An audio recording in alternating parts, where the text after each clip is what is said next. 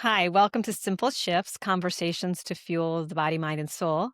I'm Martha McKinnon from the blog Simple Nourished Living, and with me is my brother and partner Peter Morrison. Hi there. Hi, how you doing? I'm good today. How is everything with you? Everything is wonderful. Excellent. So, I thought it would be fun to discuss this week's Weight Watchers meeting. And I know by the time we record this, the meeting will be long past, but it's really an evergreen topic. It's all around breaking down your goals to better serve you. But before we jump into that, what's new and wonderful in your world? This is I think my numbering got screwed up in the past, but should be podcast number 33. So you figure on a weekly basis, we've done over half a year's worth, right? There's Yeah, 52 weeks. So it's an achievement, it is. We're breaking down a goal into right? right into smaller pieces to keep it going. We're, we don't really know where we're going, but we keep plodding along. So, well, good. That's great news. That's exciting. What are you excited about? You always put me on the spot.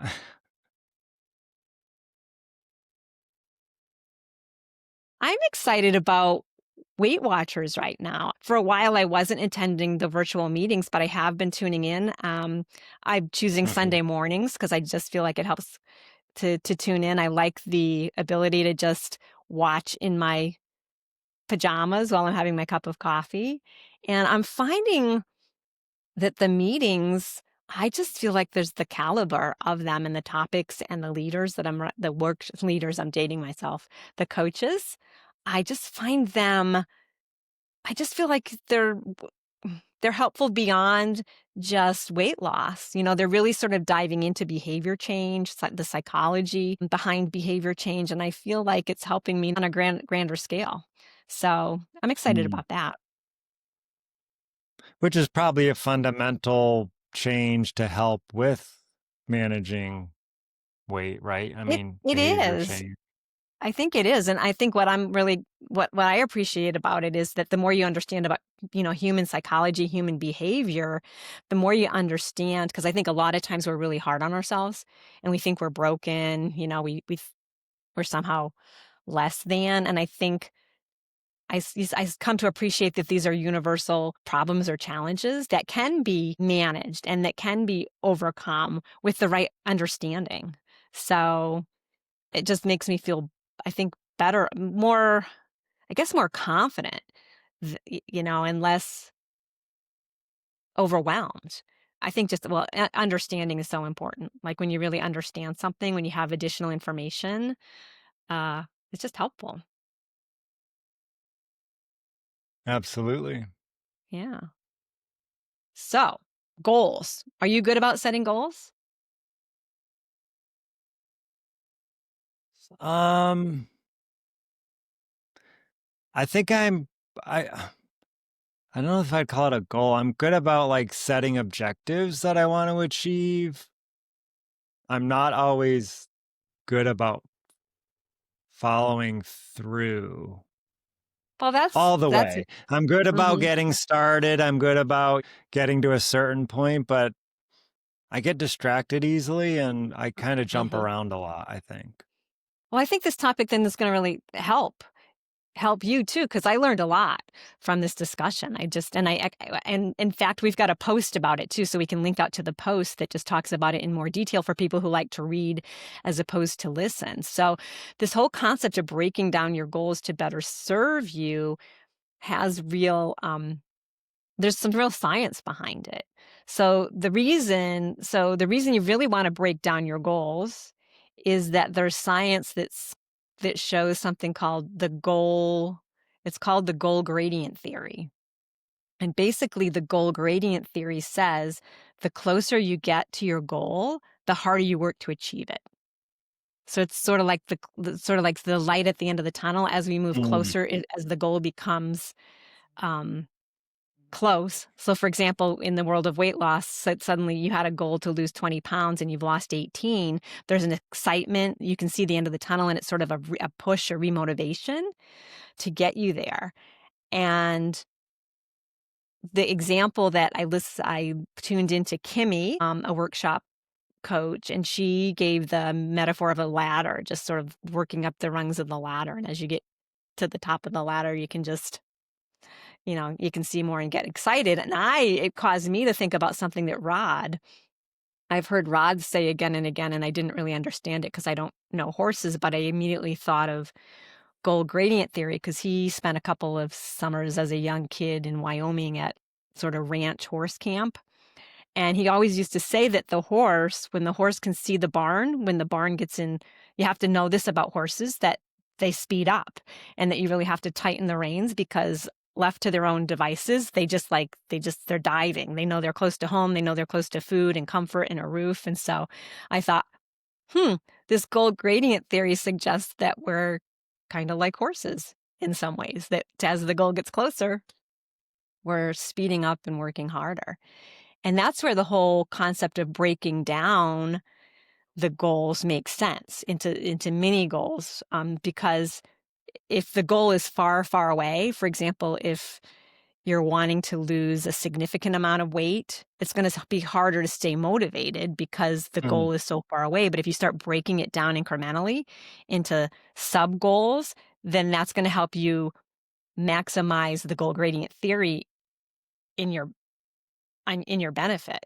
It's like, oh, my first goal was 10 pounds.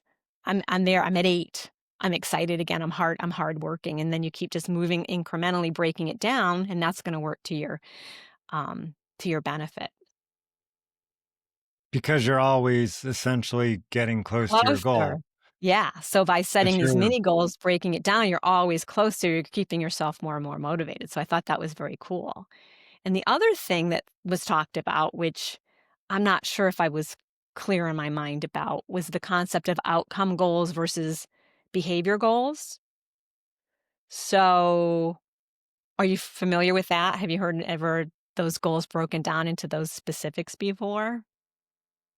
Well, I guess I think of a goal, I think of an outcome. So, yeah. And yeah. outcome goal is the typical way that we do think about goals. But the interesting thing about an outcome, so an outcome is the result, right? I want to lose 20 pounds. I want to have more energy. I want to work with my doctor to lower or decrease my need for meds. So they're outcomes. But the tricky thing about outcomes is that they're kind of in some ways beyond our control, Mm. right? I think about that a lot in terms of the work that we do. We might want certain outcomes for our website, certain amount of traffic or this or that, but all we can do is the other kind of goal, the behavior goal. So it's sort of like, well, what behaviors are going to get you there? All you can really focus on is the behaviors, and trust that by doing the right behaviors, you're going to move yourself more and more toward your outcome. Again, it's just another way to track your progress in a way where you have more control.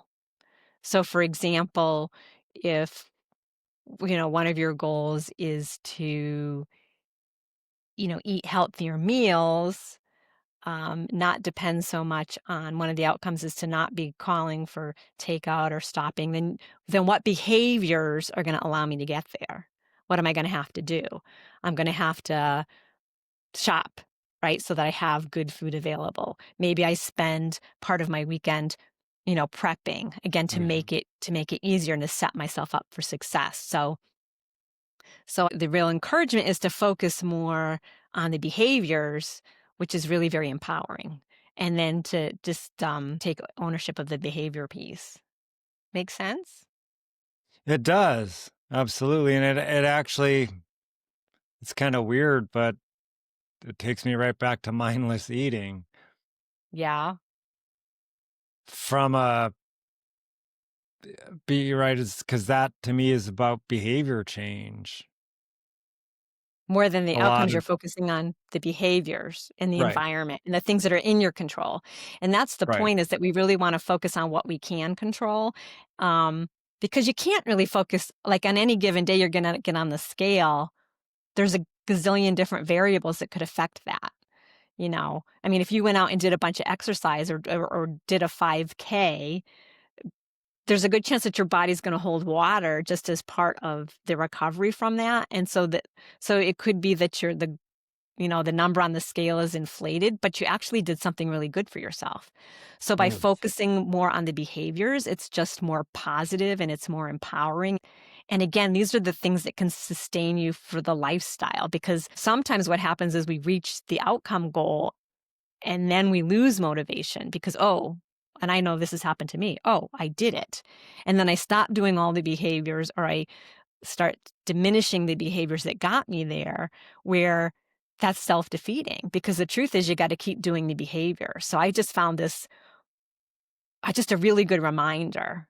And it made me think back to something that I learned years ago that Jerry Seinfeld taught. He had this whole concept called don't break the chain, which falls into the whole behavior category, where he felt it was really important as a comedian and a writer to focus every day and spend time writing comedy. And he, as part of that, bought himself a huge calendar, and he would just cross off every day he did it. And he would just then tell himself, don't break the chain. You want to keep the chain going, because it's the behavior that's going to help you, improve. And it's funny because we have a friend up here who has run every day of her life for over 30 years. She's never missed a day.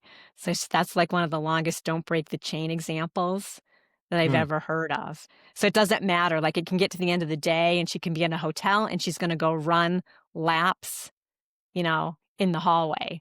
She's committed to herself to just never not run. And she's amazing. She's so fit and so strong, and she's in her 70s, and she's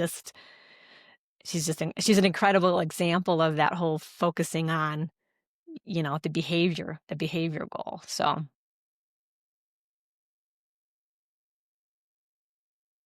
That makes me think too, I had, the whole break the chain thing because I was I've stopped now, but I was doing Duolingo for a while, mhm, and I was a little obsessing over it and keeping it going, but it got to the point where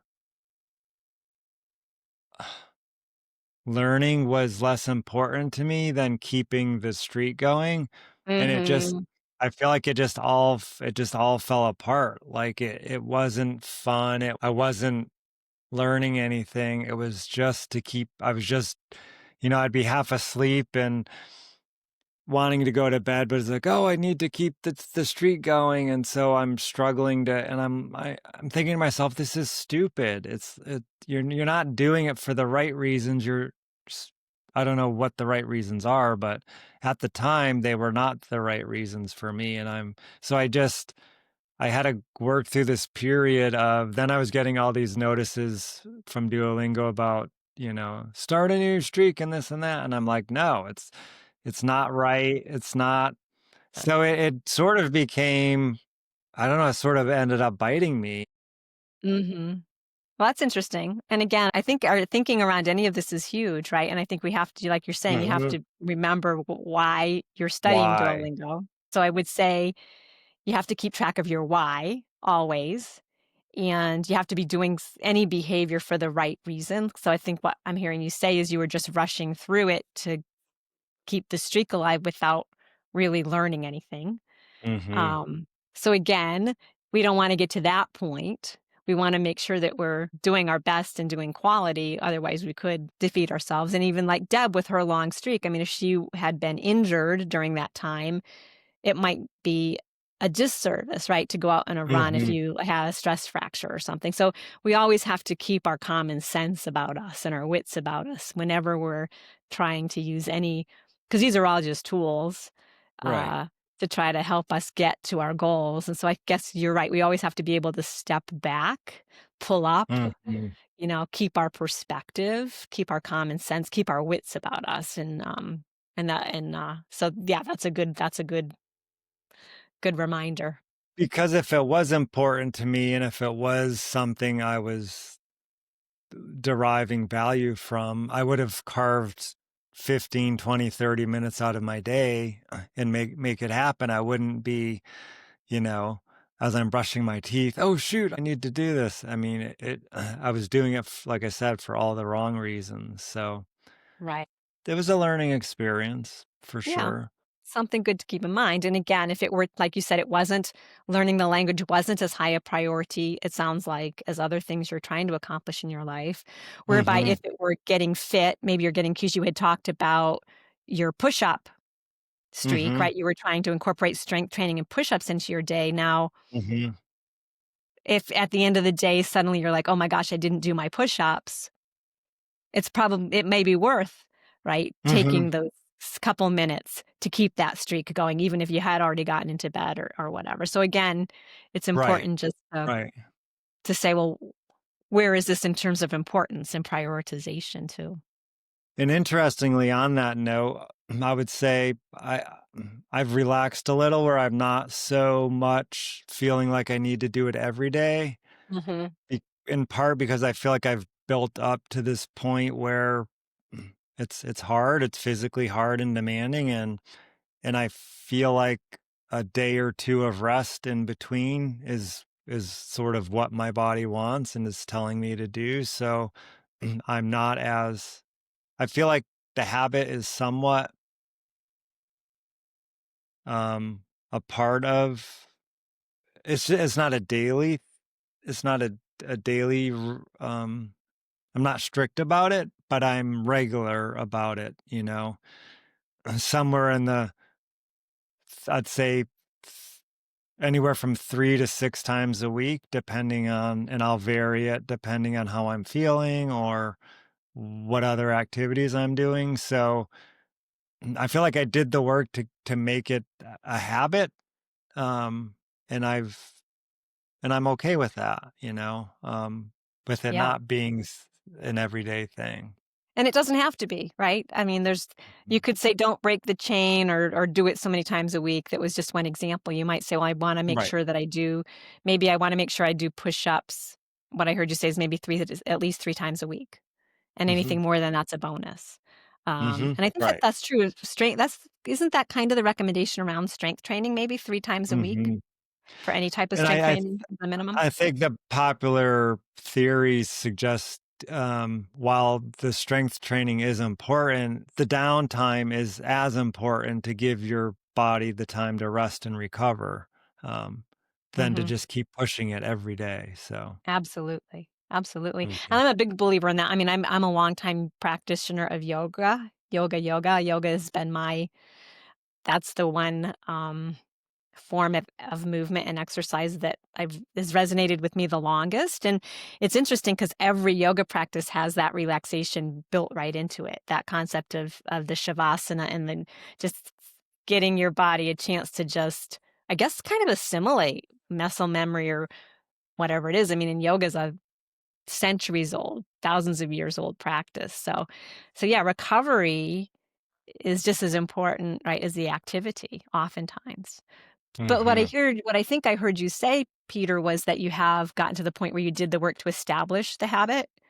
And so now it's part of your life. How long do you think establishing that habit took you, where it just became just part of your life? Hmm. Well, when I started off, I mean, I'm thinking of the push-up example because I felt personally rather physically weak. So, Mm. um, and it was, just a couple of push-ups and then slowly building up every day to try to do to try to do at least as many as the day before and maybe one or two more if I could, eke them out. I would say about a month. Okay, that's interesting because I think a lot of the science says it takes about a month, doesn't it? And again, there's variability around that, but That I don't depending know. I just but know, depending but on my doing it habit, every day, yeah. Yeah. about a month. Well, that's cool, that's great. Wonderful. And Good for then, you. like I said, there we have a gym where I live, and it's sort of grown to I go up there. I try to go up there once or twice a week and doing smaller things here at home. Initially, I wanted to do more, but there's just too many other things going on in life, and I've come to the point where I'm okay with that. Um, and it doesn't feel like I'm always starting over. I'm going regular enough to where I feel like I'm continuing the chain, but it's not, 3 or 4 months in between where every time you go, you're stiff and sore and you feel like you're back at square one every time. That was a very tough place to be. For me, when you're trying to establish a new goal or a new, Mhm. um, so. Cool, well, that's helpful, that's very helpful. So, goals. I don't think I'd focus on outcome goals maybe as much as we might be encouraged to do. But I feel like I do have a lot of those those sort of habits. The behavior goals pretty well established in terms of yoga and walking and meal prepping and so but there's always room for improvement and that's why I love these meetings because they do kind of reinvigorate me Mm. to to up the game a little bit, and I think that that's something that I find very helpful personally. I think we So can get given that you're a lifetime Weight Watcher in maintenance, mm, how how could you use like how do you use the a goal of maintaining your lifetime status? Like ing so are you saying that, like, the goal is to, like, stay within my range? Is that the outcome goal that we're saying? Like, how do you is yeah, that so if you start to feel like maybe you're um going above where you want to be weight wise, like mhm. how given that you're in maintenance as a lifetime member, how would you like what would your goal I be? So the behavior goal so the goal of course, the goal is always to not go I think a lot of people will give themselves because the way Weight Watchers is set up is that you have a 2 pound you can be within 2 pounds Oh, of your goal weight. okay. You don't have to stay right at it. So you can't be more than 2 pounds beyond your goal weight, and then essentially you're not at your lifetime status anymore, and at that point, back in the day, then you would have to start paying until you were back within those 2 pounds. So, everybody can set and a lot of people give themselves even a bigger window depending a lot of people will say, "Well, once I'm 3, 4, 5, whatever that goal is, about I don't let myself go beyond that where I really then start refocusing again on all those behaviors where you may have slacked off a little Mm, so again, it's really for me, it's refocusing on the behaviors that can slip away, making sure and I really have making sure I'm like snacking can be a problem, right? I can be really good about not snacking maybe if I'm in the weight loss mode or if I'm getting really close to being over a goal. So it's again, it's just reestablishing those behaviors, making sure I'm getting my walk in every day, making sure I'm not slacking mhm, on that, making sure I'm doing the meal prep and that I have, food readily available so that I'm not, stopping at the drive-through when I'm out, for the day doing errands and stuff. Because by now, I think the advantage is that you know which behaviors, yeah. um, are important. For me, another one is just watching, like, the carbs because I love carbs. And I, again, went through Weight Watchers back in the day before points where it was food exchange, so we had so many starches a day, and so that's another thing. I find that if I keep track of my starches. That's magical for me to make sure that I'm not letting because if left to my own devices, the number of starches per day can gradually increase. So that's the advantage I think at this stage is I know what behaviors I need to focus on, Mhm. um, in order to sort of get back on track. Because I think we Mhm. all need there's just so many influences, there's so many temptations in our world that I think we all just need our own guardrails. We need to establish for ourselves what rules work for us and then make sure that we stick with them and we don't let ourselves slide too long. So, Mhm. does that make But it sense? stands Yeah, but it stands to reason when you achieve something, the longer you're the more time you spend l there, the easier it's gonna be to keep that going. Yeah, because you really have I mean, when I think You about it, my behaviors, if I did an assessment of my behaviors now versus, Mhm. 20, 30, 40 years ago, I mean, the behaviors are so different. And Mhm. so I kind of I'm the same person, but I have very, very Mhm. different behaviors, right? If I was go back to the behaviors that I engaged in back when was struggling and overweight, then I would struggle and be overweight again. Mhm. This whole concept of behavior change and lifestyle change, um, and finding ways to focus on the behaviors is the magic because we can get Mhm. so hung up. For years, you get hung up on a number or an outcome, and the more if you focus on the outcome without focusing on the behaviors, then you never get there. Um, and so that's the magical understanding that it really is about behavior change. And the more you learn about behavior change in the brain and how we Mhm. work, then it almost gets to be it sort of becomes a game. Like I said, because the other part of it is realizing that it's part of the human condition, not your personal condition. It's like not a personal flaw. It's just Mm. how human beings are, and I find that very helpful too, because then suddenly it does become. It seems like there's less stress, less personal pressure, less like beating yourself up, and just so I feel like I'm a better cheerleader for myself, just saying, "Well, this is what humans do. Don't beat yourself up, but here's what we're gonna do about it." So it just feels much Right. more empowering. Well, isn't that kind of like the person who says, "Well, I'm gonna eliminate carbs, or I'm gonna eliminate sugar, or I'm gonna go keto to achieve a particular goal." So that might get you to the goal, but if you don't change your underlying behaviors, and if you're not doing gonna do that to maintain that, and you go back to the way you were doing it before, well, you're gonna sort of end up right back where you started Yeah, and I'm living proof of because that, it's not a because, right, I think most of us have done things Mhm. to lose weight that we didn't stick with only to gain the weight back, and that's Right. exactly right. So that's very true, yes.